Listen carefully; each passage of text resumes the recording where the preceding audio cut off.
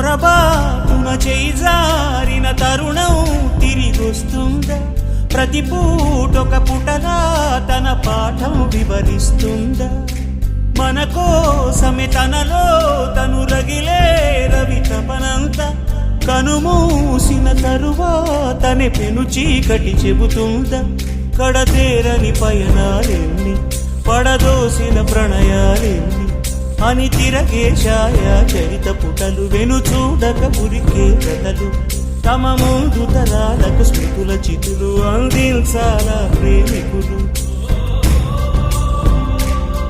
ఇది కాదే విధిరాత,